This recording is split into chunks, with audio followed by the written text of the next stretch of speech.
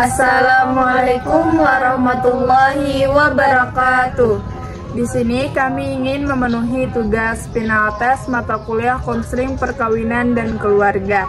Di sini kami membuat video tentang konseling keluarga, menantu, dan ipar. Saya Rizka Amelia sebagai Ibu Lestari, yaitu konselor. Saya Fatimah Zahra sebagai Dina, yaitu ipar perempuan atau adik dari suami Mira. Saya Latifah sebagai Mira, yaitu menantu perempuan. Mira adalah seorang menantu yang merasa kurang diterima dalam keluarga besar suaminya. Dina, adik iparnya, merasa Mira menjauh dan tidak menghormati nilai kekeluargaan yang dijunjung tinggi. Ketegangan di antara mereka terus berkembang menjadi konflik diam-diam yang memengaruhi suasana keluarga secara menyeluruh.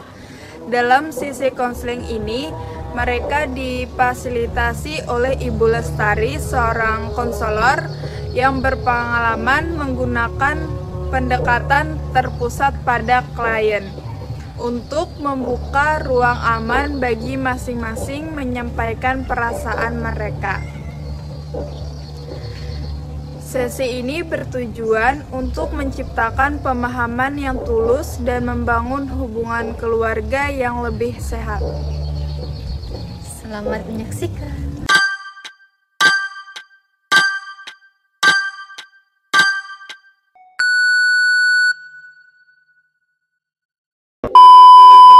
Selamat sore Mira dan Dina. Terima kasih kalian sudah hadir. Saya tahu keputusan untuk datang ke tempat ini tidak mudah. Tapi saya harap kalian bisa merasa cukup dan aman menjadi diri sendiri di sini. Mira, tadi kamu sempat bilang ingin memulainya terlebih dahulu. Iya, Bu. Saya sudah lama mengenal ini. Rasanya seperti hidup di rumah yang bukan rumah saya. Merasa selalu menjadi orang luar, terutama saat sedang di rumah mertua. Yang lebih berat lagi, saya nggak bisa dekat sama Dina, padahal saya ingin. Kamu merasa tidak pernah sepenuhnya menjadi bagian keluarga itu ya?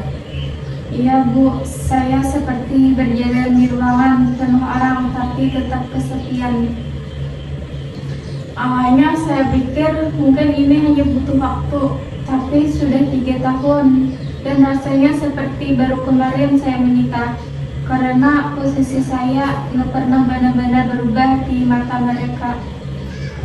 Kamu merasa posisimu tetap menantu baru selamanya? Tepat sekali, Bu.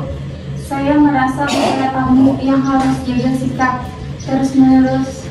Kalau saya terlalu diam, dibilang sombong. Kalau saya ikut nimbrung, dibilang terlalu ikut campur. Rasanya serba salah, Bu. Seolah-olah kamu harus menyesuaikan diri dengan standar yang tidak pernah dijelaskan. Saya sampai merasa lebih baik diem, tapi itu juga salah, Bu. Kamu belajar untuk tidak bersuara demi menghindari penilaian. Iya, dan itu lama-lama bikin saya lelah, terutama karena saya merasa itu datang terutama dari Dina. Mira, boleh kamu ceritakan bagaimana kamu merasakan jaga jarak dengan Dina? Dina tidak pernah berkata kasar atau jahat, tapi dari cara dia memandang saya, menanggapi saya terlalu banget dia tidak nyaman. Dia jarang sekali memulai percakapan. Kalau saya ajak bicara, jawabnya singkat.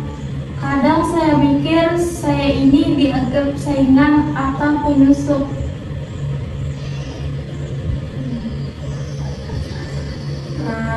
Itu perasaan yang dalam. Kamu merasa seperti menempat ruang yang dulu hanya milik Dina dan suamimu.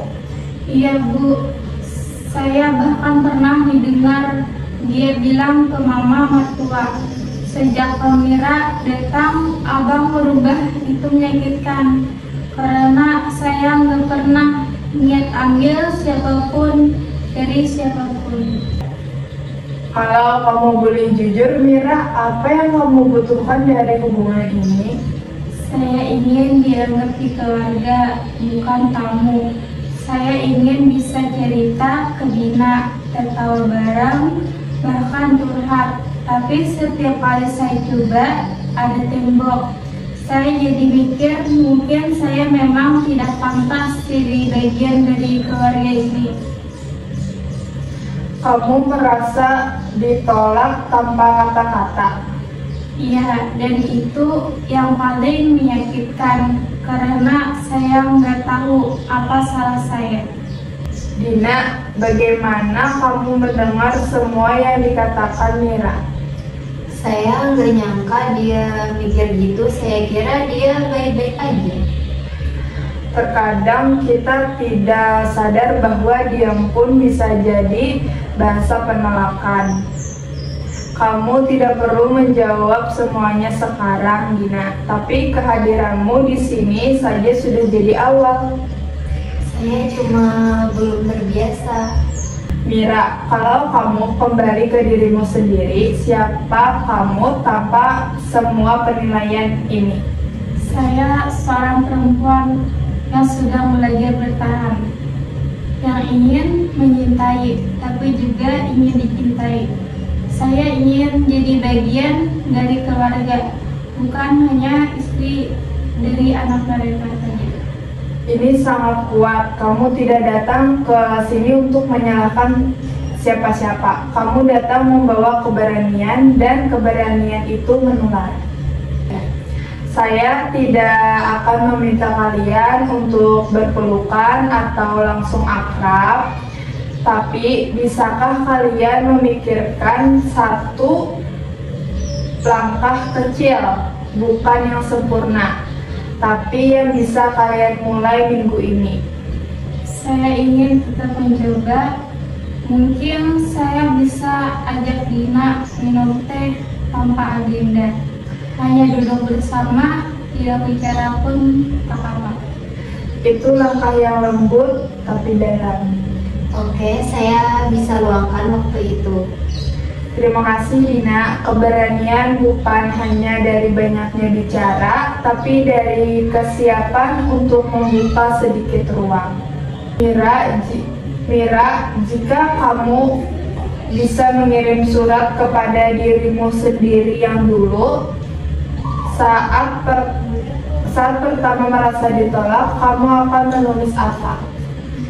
Aku tahu kamu merasa sendiri, tapi kamu tidak salah dan kamu tidak sendirian. Kamu layak dicintai meski tidak sempurna. Dan hari ini kamu telah membuktikan itu.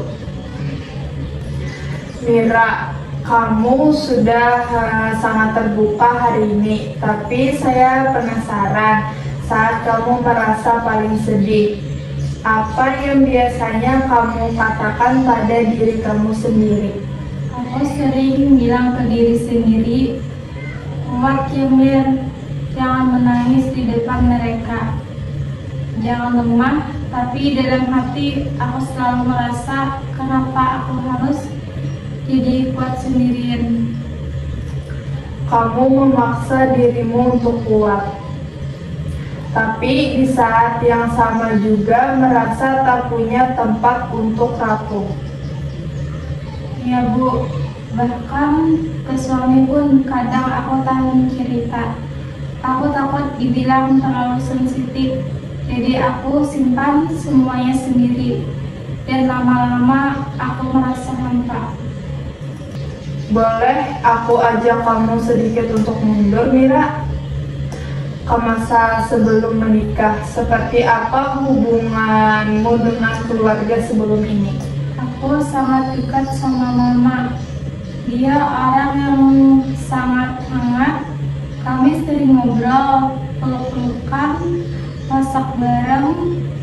Tapi sejak menikah dan tinggal jauh, aku merasa kehilangan itu semua. Jadi rasa sepi ini juga karena kehilangan bentuk kasih sayang yang dulu sangat nyata. Betul, Bu. Aku kangen didengarkan tanpa dihakimi. Makanya waktu masuk di keluarga baru, aku berharap bisa punya hubungan seperti itu juga. Tapi ternyata tidak semudah itu. Saya nggak tahu Mira punya perasaan sedalam itu. Saya pikir kamu orangnya cuek, selalu kelihatan tenang. Terkadang ketenangan yang terlihat di luar adalah cara seseorang menutupi badai di dalam. Saya cuma belum siap punya orang lain di tengah kami. Abang itu satu-satunya kakak saya. Dan itu wajar, Dina. Tidak salah merasa kehilangan. Yang penting apa yang kita pilih untuk dilakukan dengan rasa itu. Mira, kamu bilang ingin dianggap keluarga. Apa yang paling kamu takutkan jika tidak pernah berhasil mendapatkannya? Saya takut saya akan jadi istri yang dingin, ibu yang keras karena saya memendam terlalu banyak lupa. Saya takut saya akan jadi seperti yang mereka tuduhkan diam-diam. Kamu takut menjadi versi diri dari yang tidak kamu kenali. Iya, dan itu menakutkan sekali, Bu. Satu hal dari pendekatan ini, Mira, kami percaya setiap orang sudah punya potensi diri untuk tumbuh, untuk menyembuhkan diri. Kamu sudah melangkah ke arah itu dengan kejujuran hari ini. Pertanyaannya sekarang, kalau kamu tidak bisa mengubah mereka, apa yang ingin kamu berikan untuk dirimu sendiri? Mungkin pengampunan bukan karena mereka benar, tapi karena aku ingin bebas dari luka itu. Itu pilihan yang sangat berani. Dina, mendengar semua ini, mungkin kamu belum tahu apa yang harus dilakukan. Tapi dari wajahmu aku bisa lihat kamu sedang berpikir. Saya belum tahu, Bu, tapi saya ingin belajar. Dan Mira, hari ini kamu bukan hanya didengar, kamu telah membangun jembatan. Meski masih kecil, kalian tidak harus selesai hari ini, tapi kalian sudah mulai, itu lebih dari cukup. Aku sadar aku tidak bisa memaksa semua orang menyukaiku, tapi aku bisa memulai menyukai diriku sendiri. Aku bisa memilih untuk tetap mencintai tanpa memohon. Dan mungkin saat aku berhenti memaksa, mereka akan mulai melihatku sebagai Mira, bukan cuma istri dari kakak mereka. Mira, Dina, saya ingin kita tutup sesi ini dengan satu hal. Apa satu kata yang ingin kalian bawa pulang hari ini? Mira? Harapan. Dina? Kesempatan. Terima kasih, semoga ini bukan akhir, tapi awal dari sesuatu yang lebih hangat, meski bertumbuhnya perlahan.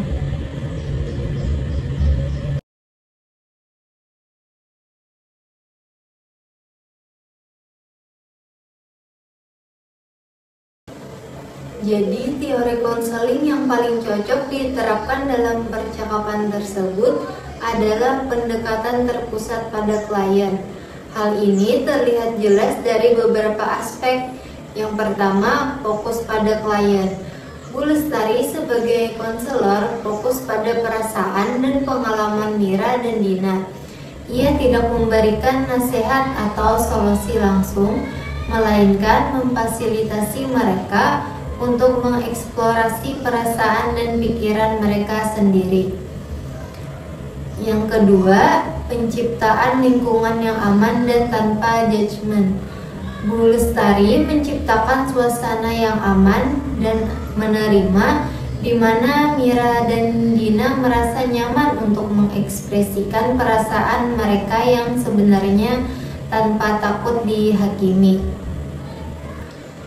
Yang ketiga, empati dan penerimaan tanpa syarat.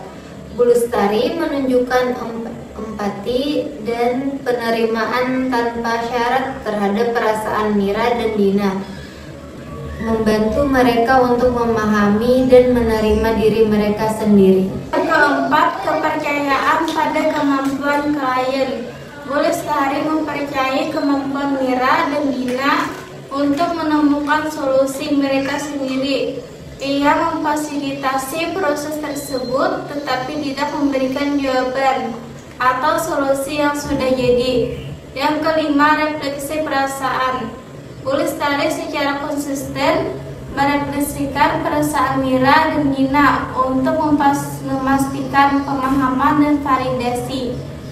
Meskipun elemen-elemen lain dari teori konseling mungkin hadir secara implisit, fokus utama pada pengalaman subjektif klien dan penciptaan lingkungan yang mendukung pertumbuhan pribadi menjadi teori person-centered sebagai teori yang paling sesuai.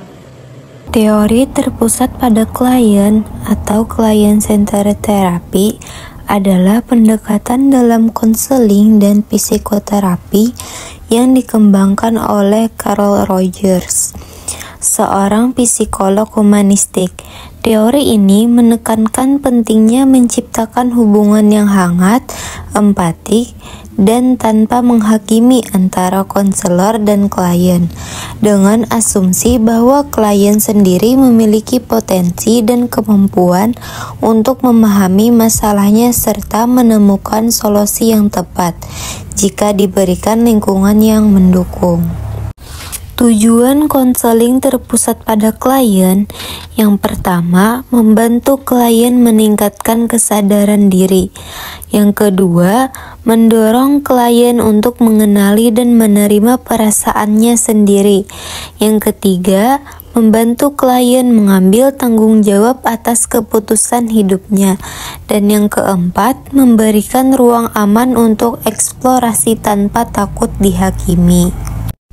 Peran konselor pada pendekatan terpusat pada klien yaitu bukan sebagai pemberi solusi tetapi fasilitator pertumbuhan klien. Yang kedua, tidak mengarahkan atau menasehati atau menilai, tapi mendengarkan aktif dan menciptakan hubungan yang suportif. Contoh prakteknya, misalnya dalam sesi konseling tadi, antara Mira, Dina, dan konselor Ibu Lestari menggunakan pendekatan ini dengan mendengarkan tanpa menyela, memvalidasi perasaan kedua belah pihak, tidak menyalahkan atau memihak, dan membantu klien menggali sendiri akar emosinya, bukan langsung memberikan interpretasi.